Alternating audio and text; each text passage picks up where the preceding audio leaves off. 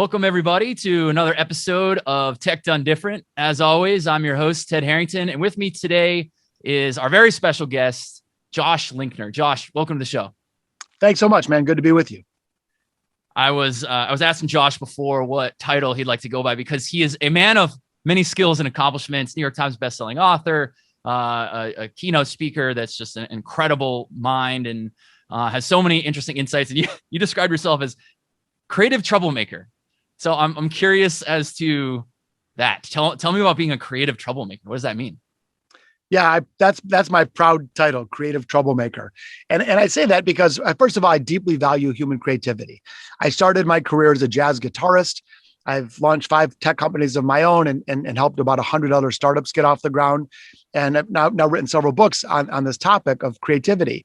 And to me, it's just like the life force. It's the one thing that separates us from automation. It's the one thing that's going to allow us to excel with either in our businesses or even in our communities. And so that's the creative part. And the troublemaking part, I obviously don't like to make bad things happen. Quite the opposite. But I do like to be provocative and challenge conventional wisdom and sort of stick my finger in the eye of traditional thinking. So I do like to kind of poke the bear a bit again, in a productive way, not in a mean-spirited way. Sure. Well, the title, it really resonates, with me, certainly being a security guy and, coming from ethical hacking. That's, I don't know about necessarily.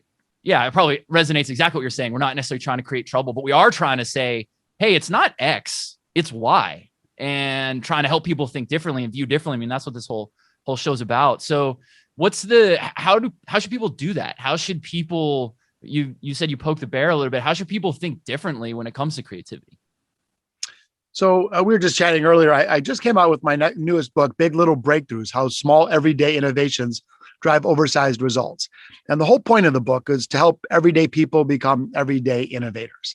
And anyway, in the research, so I spent over 1,000 hours researching CEOs, billionaires, celebrity entrepreneurs. I interviewed people all over the world, academic research and neuroscience research, but the whole goal is to demystify the creative process. And what it really comes to prove is that we are all creative. Like that's an innate ability that all of us can cultivate and develop skills around. And so to answer your question, a little bit more complicated than just like here's a hack, but it's more about resetting your mindset, your habits, and your tactics. And when you do that, you can actually unleash incredible creative ability. All of us can. And by the way, it might show up differently. I play jazz guitar pretty well. I can't draw a stick figure if I tried. So people listening today, your creative ability might not be in a classic sense, like painting on canvas, but it might be in a sense like developing better security measures to thwart intrusion or interacting with colleagues or hiring or building a great team. So again, we can all be creative in our own ways. And that's what I really tried to do in the book is give people a specific approach on exactly how to do it. So let me ask you about, you mentioned those, it sounded like there were maybe 3 pillars to this. Let me ask you about mindset first. Because one of the things that I've noticed across tech in general, security in particular, is that there's commonly this, trend where what we want to do is we want to say, give me the list of things to do, and I'm going to go do the list of things. But we sort of jump over how should we even be thinking about this first? What's our right mindset? So how should we be thinking about mindset in your view? Well, I think the first recognition that we have to do is dispel a couple myths. I mean, first of all, again, many people think that only some people are born creative and the others are not. And the research is so clear that as human beings, we're hardwired to be creative. That's our natural state. And so first is a recognition that we all can do this. It's a skill. It's not a God-given talent. The second thing is that people often think that creativity only counts or innovation only counts if it's a $1 billion idea or if it changes the world. But in the book that I have, Big Little Breakthroughs, it's all about cultivating small, everyday innovations, these little micro innovations, which reduces the risk, makes it much more accessible to us all. People often think that it only applies to certain roles.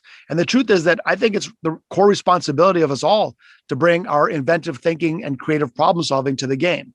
Those that are trying to, damage our networks and hack into our fortresses are certainly being creative, which means that we have to be, one step ahead creatively.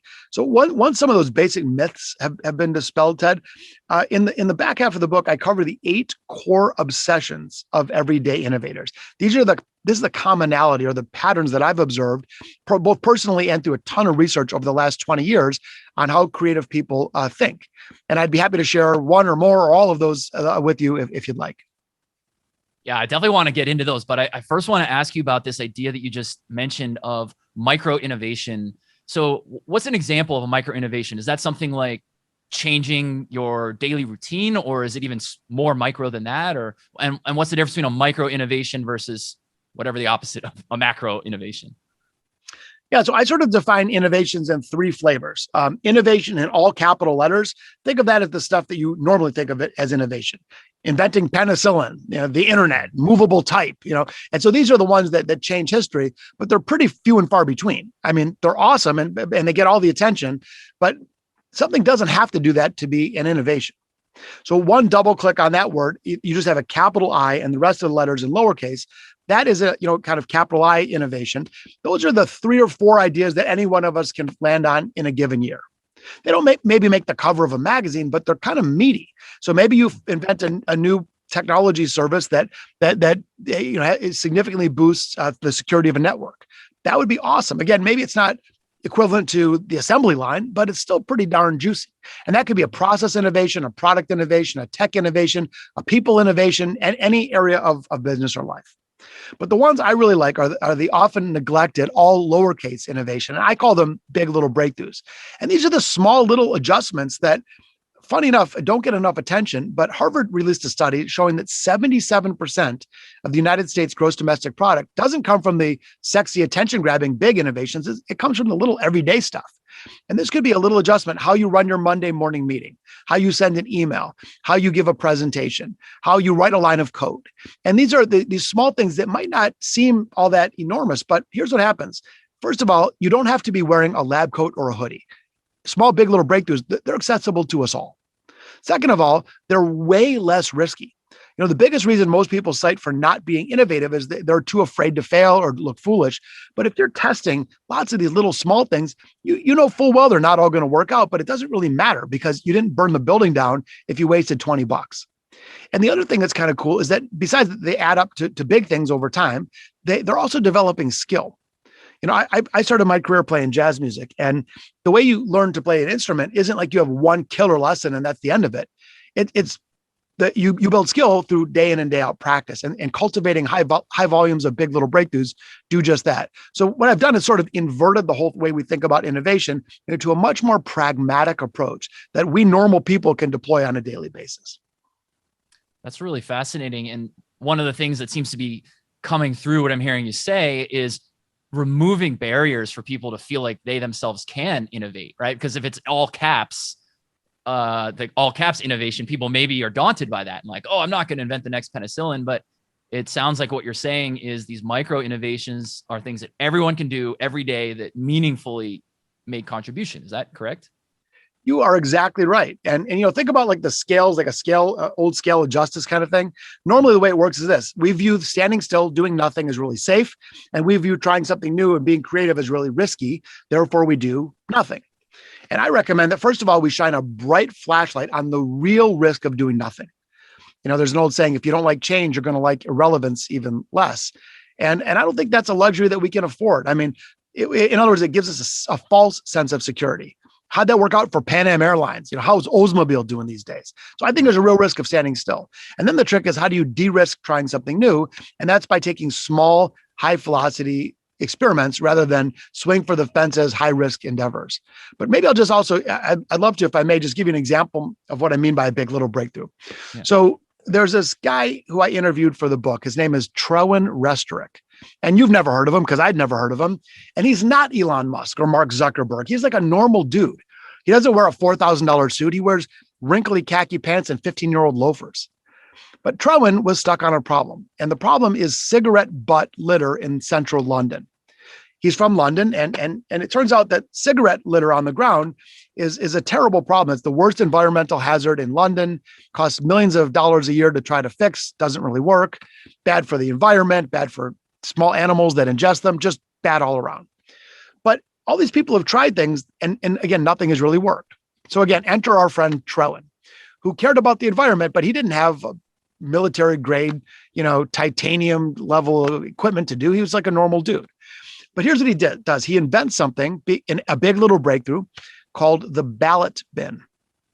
So the ballot bin, Ted, is, imagine you and I were in a London pub. We just had a pint and some fish and chips, and we walk outside. We're about to throw our cigarette butts on the ground. But then up ahead, you see this bright yellow metal box. You're sort of drawn to it. And the front of the box is a piece of glass. There's a divider going down the middle. And at the top is a 2-part question, such as, which is your favorite food? Pizza or hamburgers? And then there's a little receptacle encouraging smokers to vote with their butts. So I like pizza. So I'd put my cigarette butt in the thing of pizza. It falls on top of the other cigarette butts. It's almost like 2 bar charts that are right in front of me. And it was low tech, and it didn't require, regulatory approval. He didn't have to have 15 PhDs. And here's the cool part. It really worked. In fact, when these ballot bins are installed, they reduce cigarette litter by 80%. And so this guy, Trowen, has went on to start a 50-person company. They're in 27 countries with ballot bins. He's making a real difference in the world. And the reason I just wanted to share that is that, when I look at Elon Musk, it's hard to see ourselves in that. We say good for him, but I could never do that. When I see Picasso or Henry Ford, like, how do you relate to that? But Trowen Restrick, we can all relate to. Any one of us could see that, like, you know what? I could have come up with that. And the whole goal here is to make human creativity accessible, trying to democratize this and make sure that it's within the grasp of every one of us here today. That's such a fascinating story. I had not heard that name, but I have seen on social media those ballot box, the butt box, whatever it was called. I've seen those all over the place because they're visual too, right? They're worthy of sharing, which is in itself a really interesting part of the innovation. Like, how do you make the idea contagious so that people want to share it with others? Totally. And by the way, to pick any challenge, you grab a newspaper, in social and racial injustice in the United States. So if I was like, hey, Ted, can you just solve that real quick with one idea? I mean, like, are you kidding me? It's so overwhelming. But if I said to you, hey, let's just do a rapid fire session for 5 minutes and see how many small ideas we could come up with that may not solve the entire problem, but might be helpful. Then all of a sudden you'll instead of freezing, you'll just start riffing on ideas. So when we take small at bats, it's so much more easy to go after them. I love it.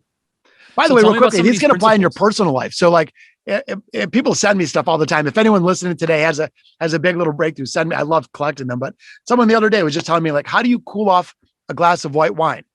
You can't put an ice cube in it because it dilutes the flavor. You don't want to stick it in the freezer, waits too long. So the answer is frozen grapes. Drop a frozen grape in your white wine, cools off the wine, doesn't dilute the flavor. So these are the cool little tricks that you can use in any area of life, whether it's your profession or your personal life. I need to go get a glass of wine now and drop some frozen grapes in it. Amen to that.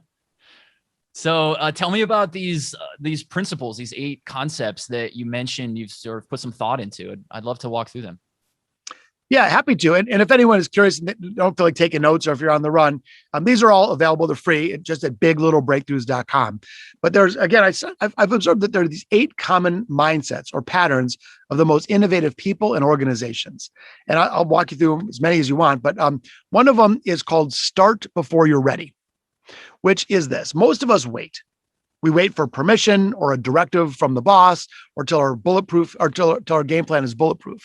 But when we wait, we miss an opportunity altogether. And so innovators instead, they sort of jump in knowing full well they don't have all the answers, knowing full well that their first attempts are going to be messy. And they're willing to go after it and pivot and adapt and course correct along the way. So it's moving forward with agility and an open-mindedness rather than waiting till you have ideal conditions. Because let's face it, most often there's never going to be ideal conditions. Another one, just as we're riffing on it, which is actually fairly common in technology circles, it's fall in love with the problem, not the solution. And many times, let's say we're solution focused and we're trying to, patch a security hole in a network, and we see the problem. We want to get up a solution, so we grab the first one, and then we become tunnel visioned around it. And so a more productive approach would be to really fall in love with the problem and be really willing to solve it in any manner and be willing to let go of one potential solution in favor of a better one. So innovators tend to sort of bathe in the problem. They study it from 360. They look at it in multiple lenses. They ask constant questions about the problem. And even if one solution is doing okay now, they're still always craving a better solution. So they're married to the problem itself and solving it rather than a particular way of doing so. Yeah, both of those already, and you've only there's more to go. But even just the two, you already have the wheels turning. And this first one, you mentioned this idea of start before you're ready. I think that applies even.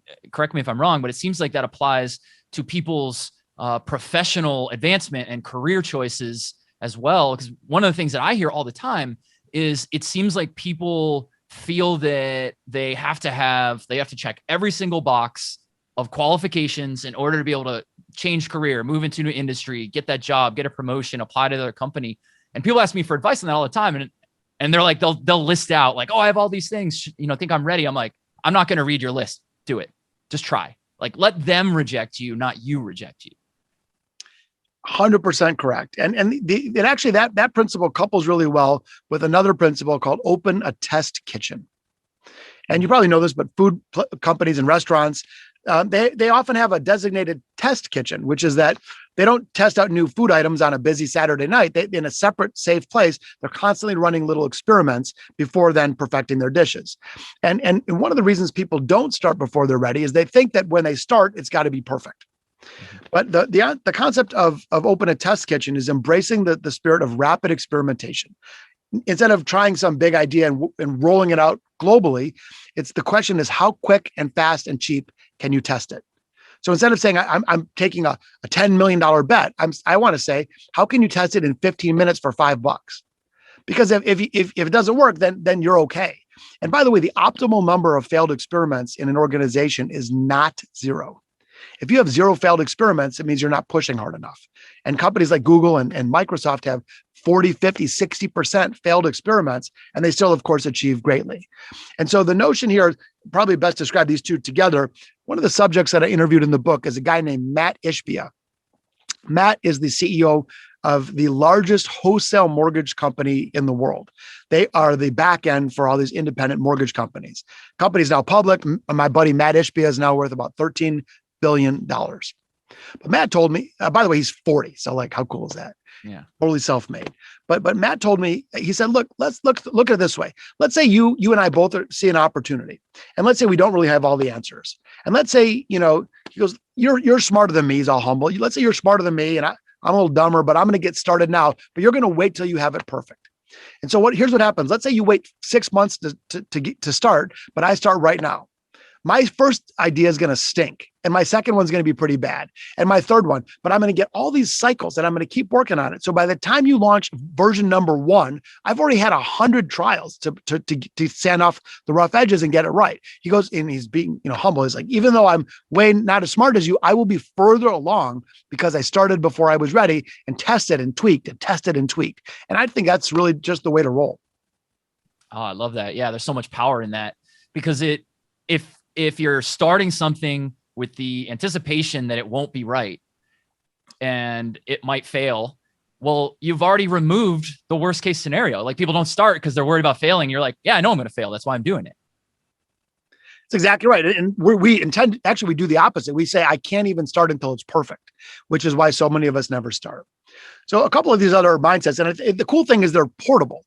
They don't require years of study or millions of dollars of investment. And in each of these chapters, I give all kinds of examples and stories and techniques and such. But the next one on our little list here, and most of these are counterintuitive. They're giving you advice that's the opposite of what you've been told your whole life.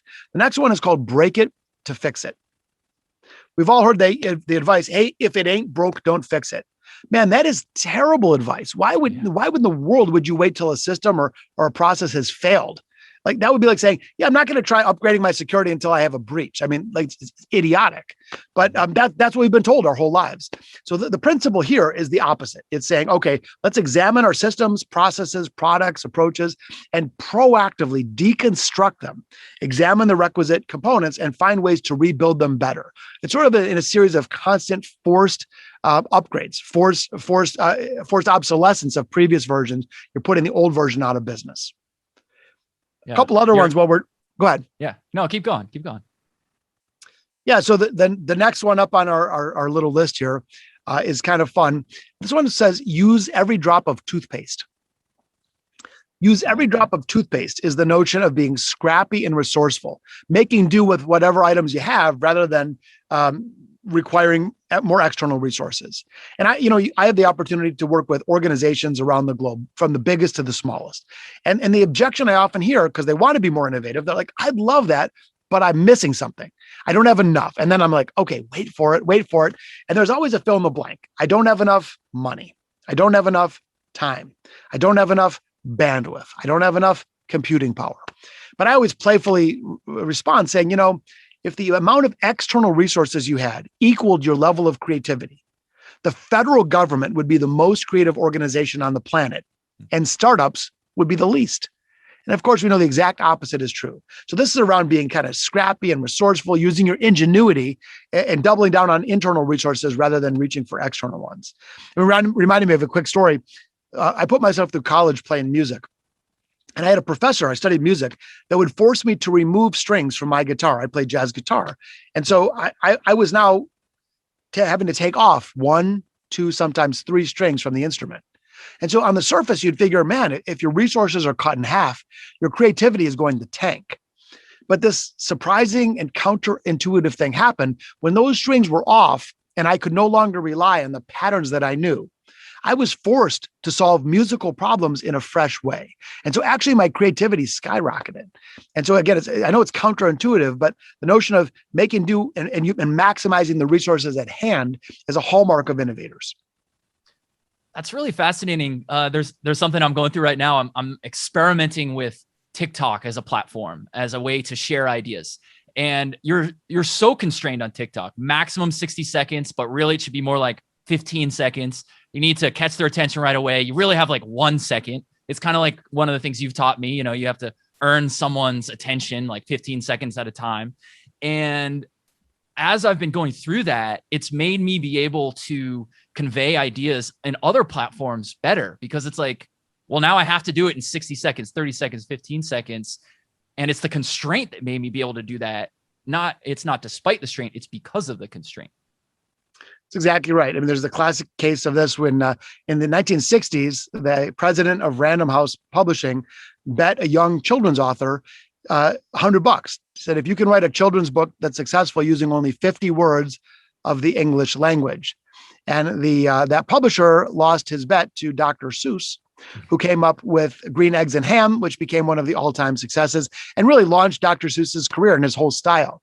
And the question is, would the book have been as good if he had access to every single word? Yeah.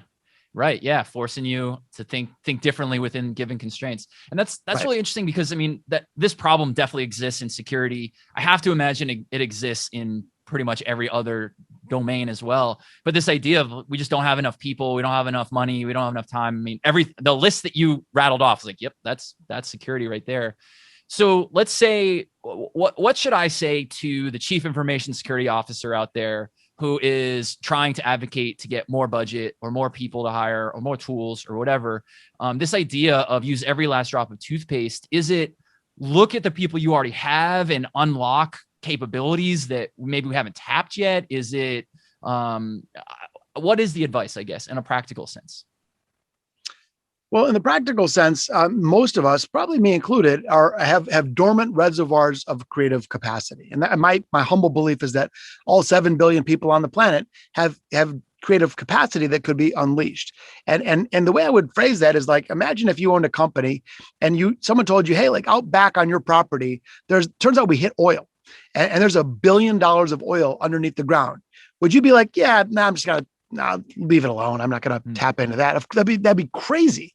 But I would argue, again, with great respect, that most of our organizations are just like that, because we have this free, renewable, incredible, super powerful resource locked inside of our people, and we don't let them express it. And so if you have a 100-person company and only 4 people get to be creative and the rest of us are just heads down doing what they're told, we're really missing it. That's like not tapping the oil well. And so I think that as leaders, sometimes we don't need the next gadget. What we need is to unlock the creative capacity of our team.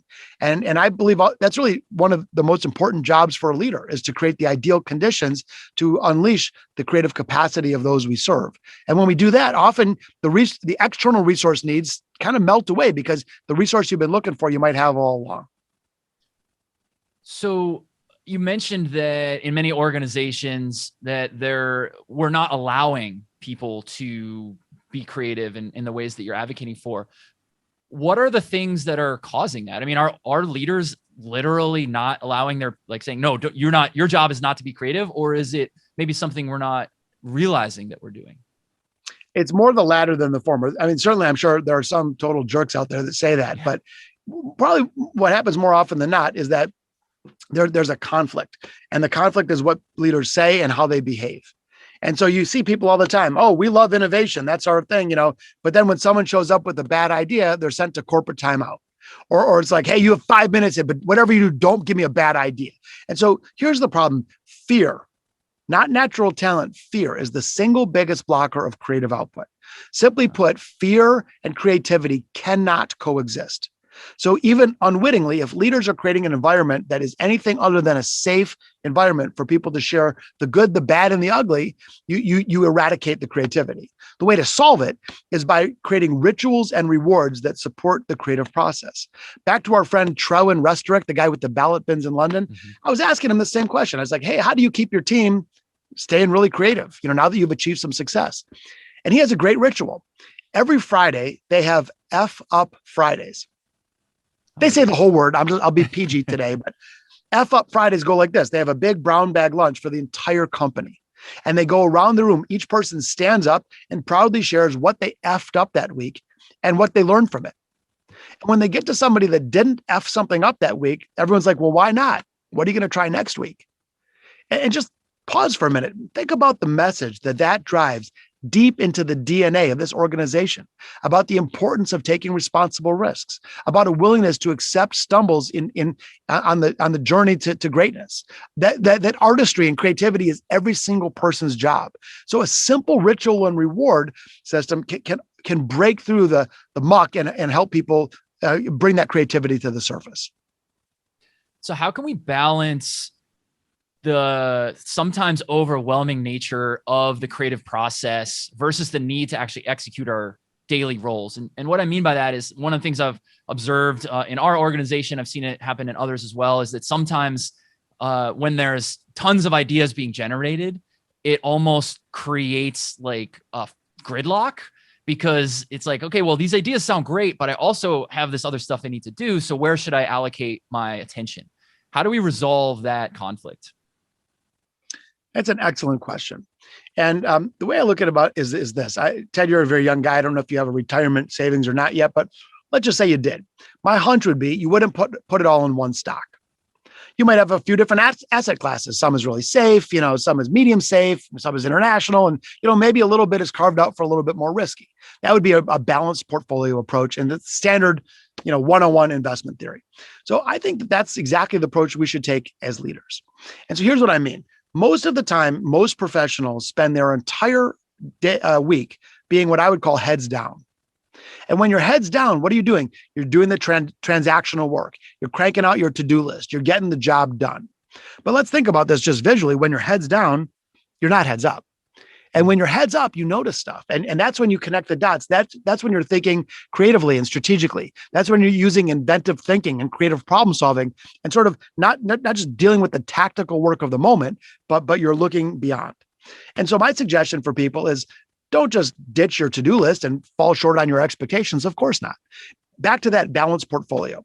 And I think a great way to start with a 5% challenge. Here's what I mean. 5% of a 40-hour work week is 2 hours. Give yourself an experiment time. Let's say 30 days. Say for the next 30 days, I'm going to schedule on my calendar. It doesn't have to be all contiguous, but I'm going to find 2 hours a week. Could be 4 30-minute sprints, whatever. And instead of being heads down, I'm going to be heads up. And I'm going to schedule it like an important meeting that can't be broken. Anyway, Ted, I've issued this challenge all over the world. And here's what I hear back every time. First thing I hear back is a 0% drop in productivity. 0.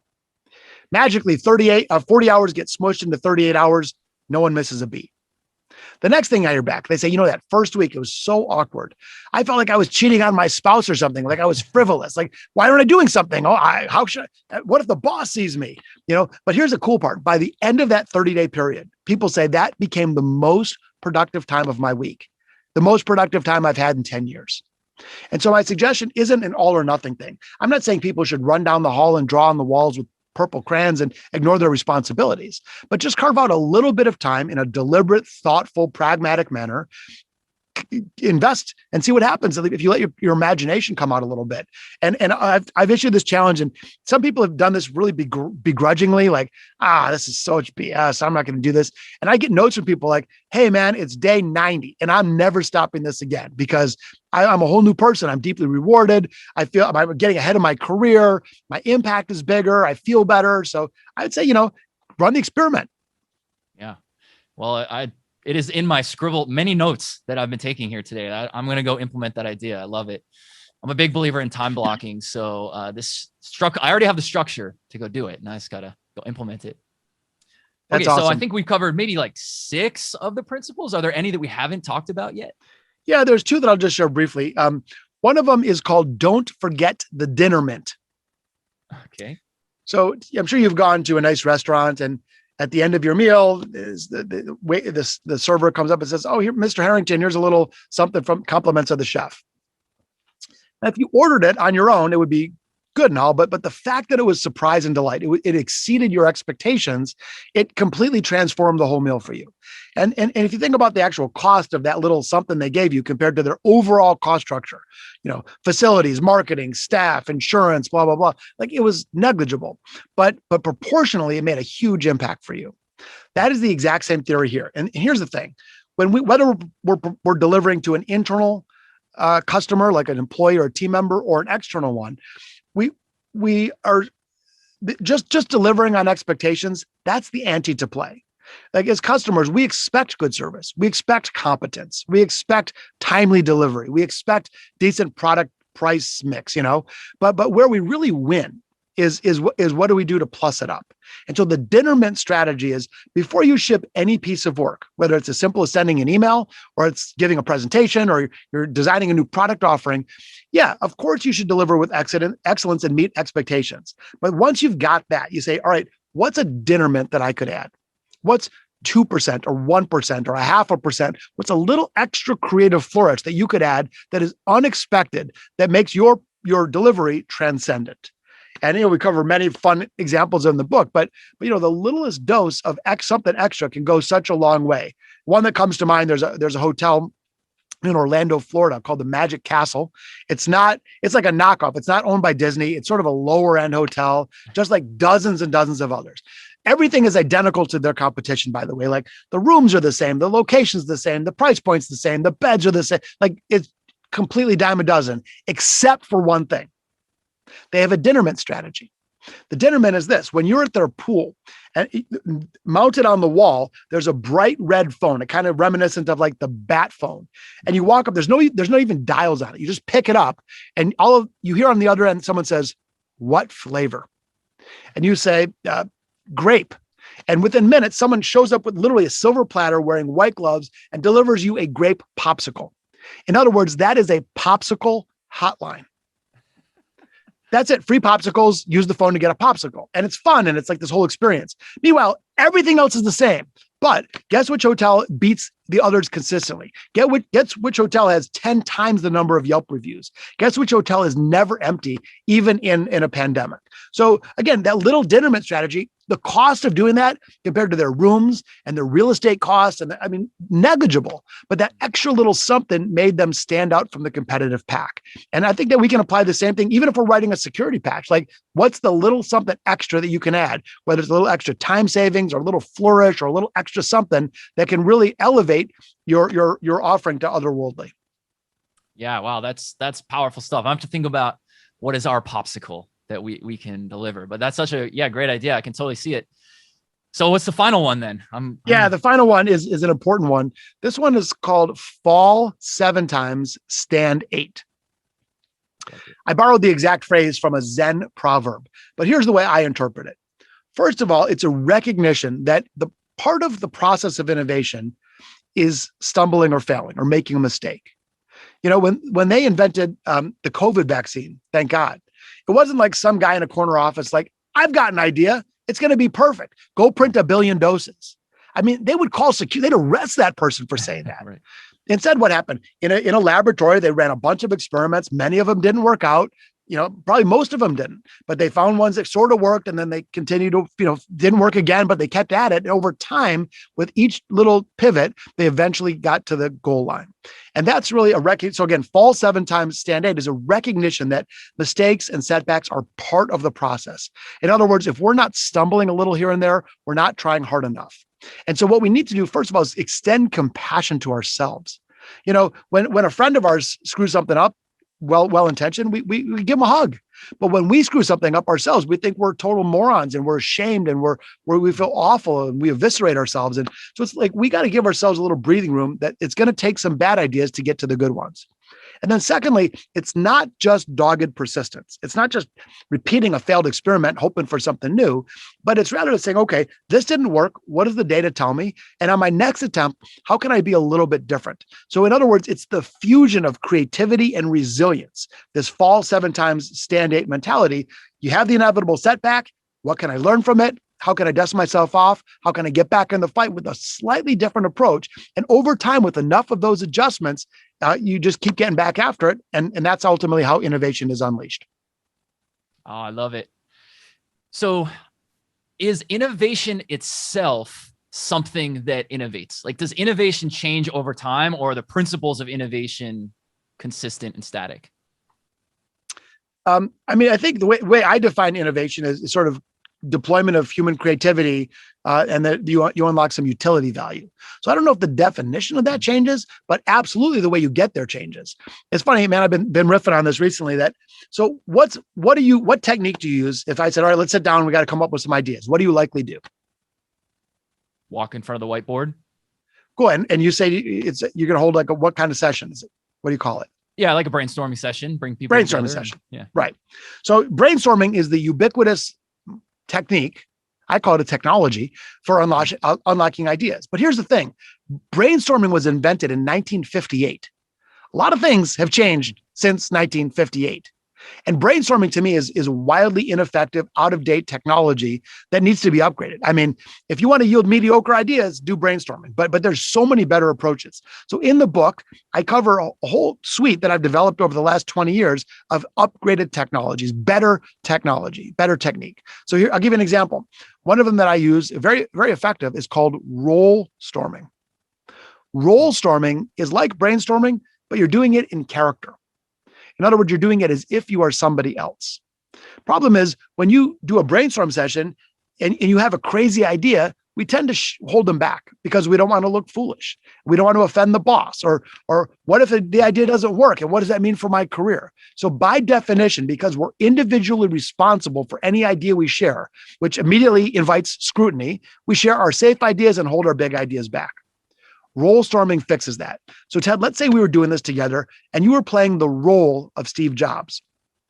No one's going to laugh at you for coming up with a big idea. They might laugh at you for coming up with a small one. Mm-hmm. So now Ted, AKA Steve, totally liberated. You can say anything you want, zero fear whatsoever. And so the technique is actually really simple. You got people in the room. Each person picks any character they want to be.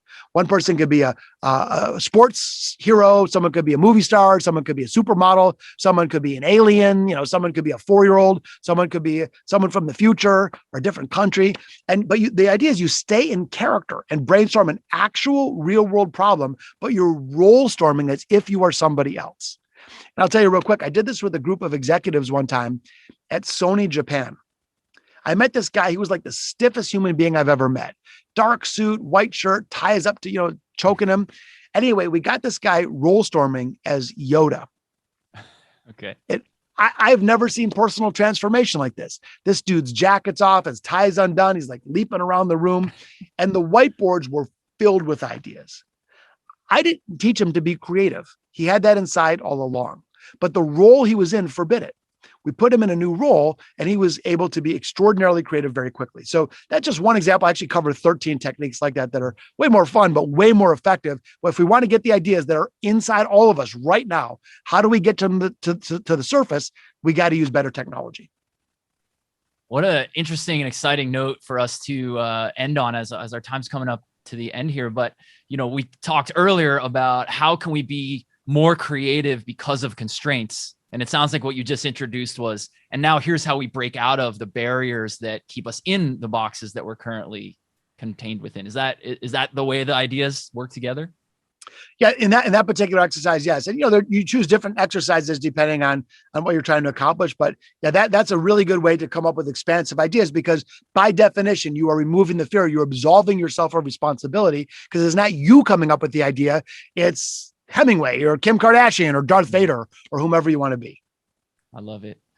Well, Josh, I'm so grateful to have you in my life, and always, every time I talk to you, man, I learn so much, and you help me think about things new way. And I'm so grateful for the way you've served our audience today. So thank you for your time. Is there any parting wisdom or last words you want to leave our audience with? Well, thank you, Jed. I really appreciate always chatting with you, and I'm a big fan of yours. I just want to reinforce that all human beings are creative. We all can develop this skill, and with the right techniques and mindsets and a little bit of change to habits, it doesn't take a lot of effort. It doesn't take years of study or a bunch of money, but we can significantly plus up the outcomes that we care about most in our lives, whether it's a business outcome or a security outcome or even a community or family outcome. And I would just say as an asset, check out biglittlebreakthroughs.com. Yes, you can buy the book, but even if you don't want to buy the book, there is a whole set of free resources there. There's a free creativity assessment tool. There's a quick start guide. There's downloadable worksheets that cover many of the techniques. And so again, if it's helpful to you as listener, check it out, biglittlebreakthroughs.com. And it's just kind of a nice toolkit for you to have as you begin on your own path of amping up your own creativity. Awesome. Well, thank you so much for spending some time with us here today. And thank everyone for tuning in. If you want to learn more about what Josh is up to or to request to appear on the show yourself, just head to tedharrington.com/podcast, and we'll catch you next time.